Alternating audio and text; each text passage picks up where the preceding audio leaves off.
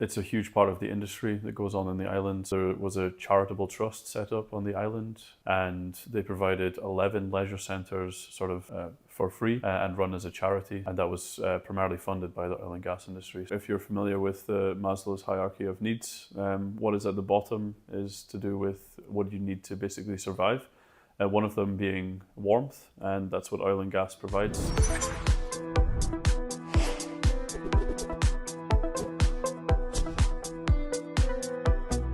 So I saw that you were actually studying marketing, but now you are in the energy industry. How come? I would say from a young age I was always interested in marketing, but I grew up in a small Scottish island in the North Sea, so where all the oil platforms and oil rigs are. Also worked in an oil terminal for 4 years, so I had quite a lot of exposure to the oil and gas industry, so in energy in general. So when I finished my marketing degree, I thought, okay, that would be a nice industry to go into. Worked in a few other industries prior, and yeah, sort of fell back into it, and yeah, it was very familiar to me given my upbringing and my exposure to the industry. So yeah, it was quite easy to start working in it. So you said your upbringing, you already had experience with the oil and gas industry. Can you just share your experience from when you were younger growing up? Yeah, sure. So in general, it's a huge part of the industry that goes on in the island. So if you could imagine everything else that goes around supplying the oil and gas industry, so not even just building the oil and gas terminals, but that has a huge impact on the local economy. If there's any other engineering topics that also has to be done, as well as building the terminals or bringing the oil in from the pipelines from the North Sea.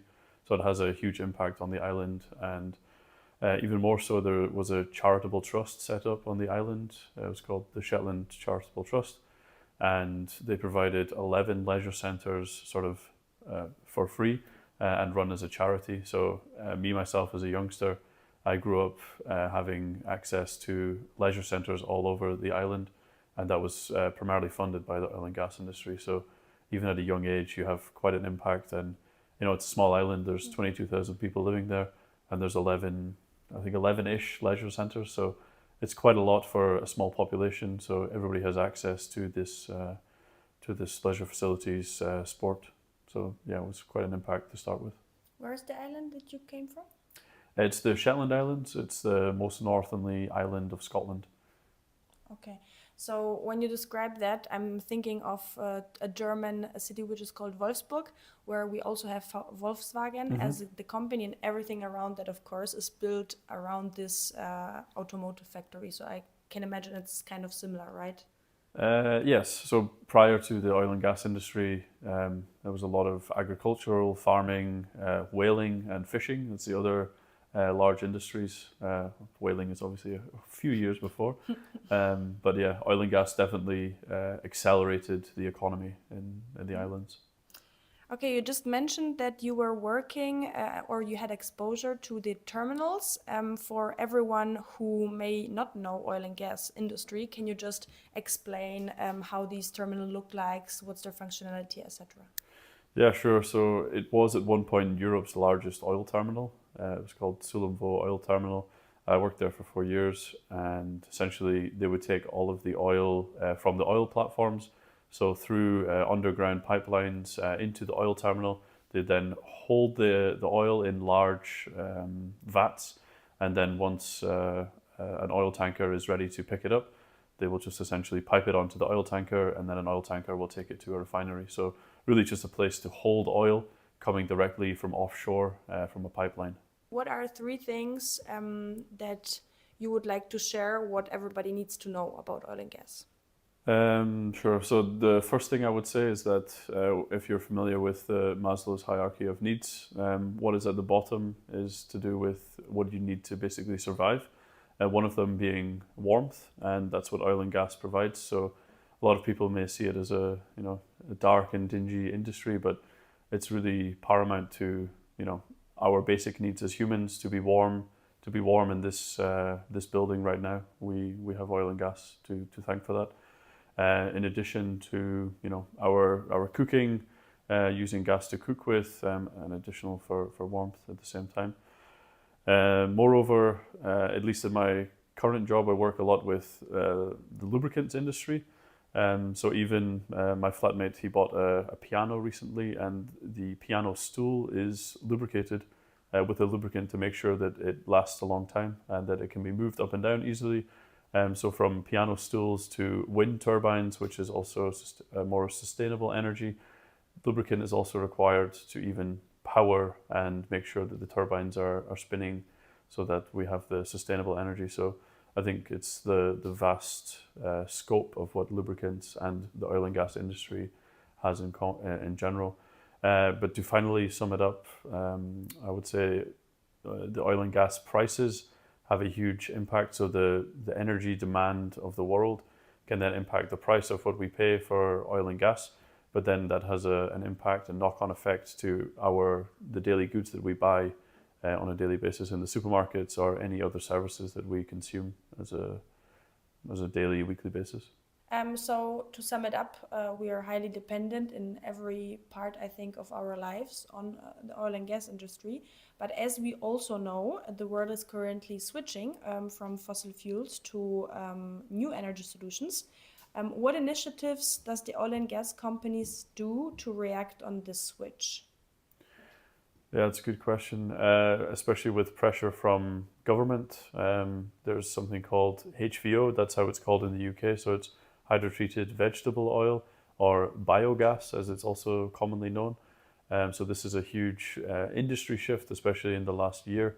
And something I can speak from experience in the UK is a real interesting factor that a lot of companies can use to lower their CO2 output, because it's entering the circular economy. It's using used vegetable oil and then coming back into the circular economy, as I said.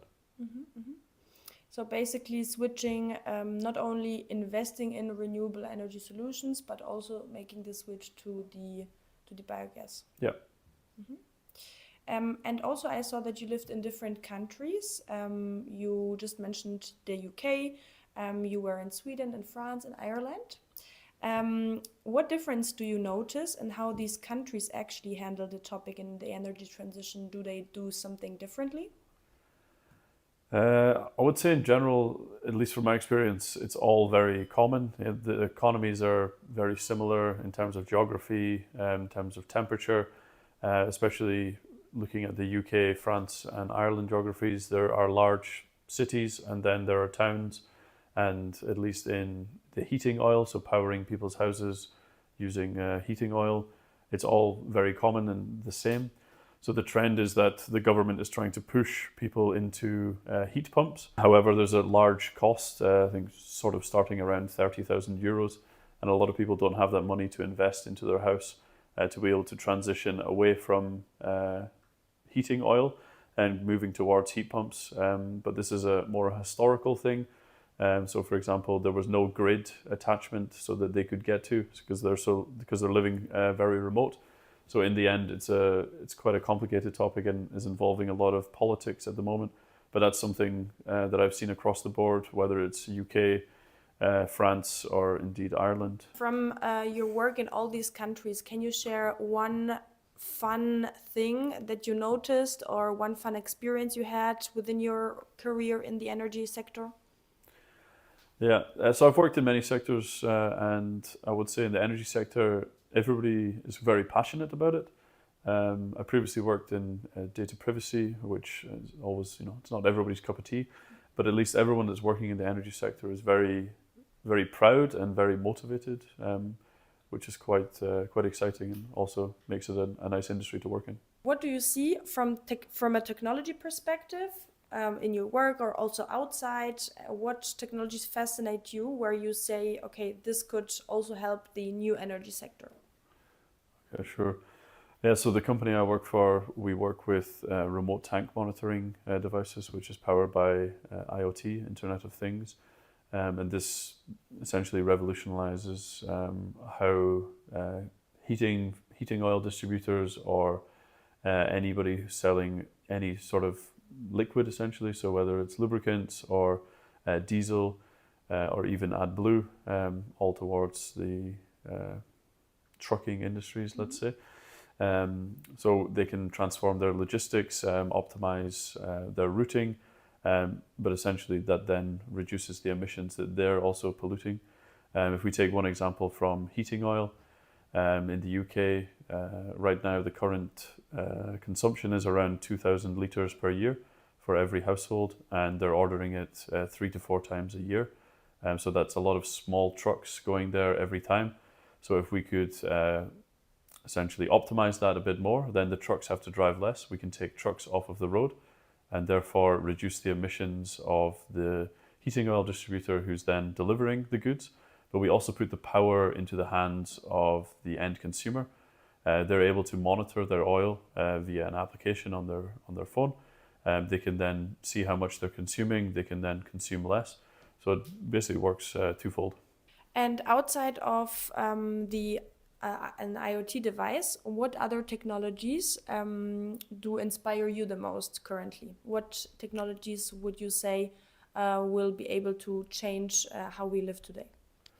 So what is possible new technologies, or at least limited at the moment, is satellite technology for the use within Internet of Things and remote tank monitoring.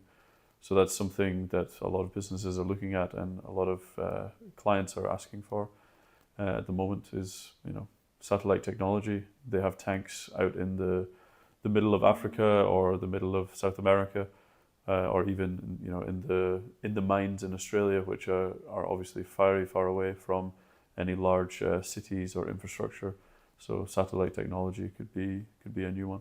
So some observe that people who offer solutions can be classified as prophets or wizards. So prophets see that the world has natural limits and the only way to solve the environmental problems is to return to the basics. But wizards, on the other side, see technology and innovation as offering solution. So rather than reducing consumptions, wizards, for example, would promote being creative, etc. So would you consider yourself a prophet or a wizard, and why? I would personally say a bit of both. I think the question's quite hard to answer. A prophet goes back to see what it was at the basics. So I think a wizard could go back to see what was there in the beginning and maybe start from scratch, and maybe then they find out a whole new solution.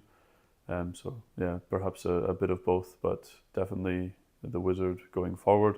But the wizard needs to look at what the prophet did. So you're so far the youngest interview here on this channel. What advice would you give to young professionals which are just starting their career and looking to make an impact on the energy sector? As I said before, it's a passionate people. People are very passionate in this industry. So when you come here, there's a lot of definitely knowledgeable people, as you mentioned. But yeah, they're happy and willing to train you up. But yeah, I think in general, maybe it's seen in the media that it's not the most sexy industry to be in, most exciting, most innovative, and it maybe is lacking. But yeah, therefore it needs change. So if you want to join it, there's definitely positions available, and we're looking for people who have drive and who want to change things, because if the industry doesn't change, then the future looks quite bleak.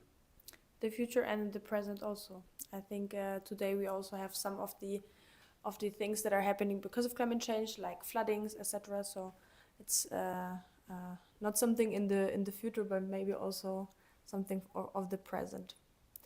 So thank you very much, Jake. Thank you.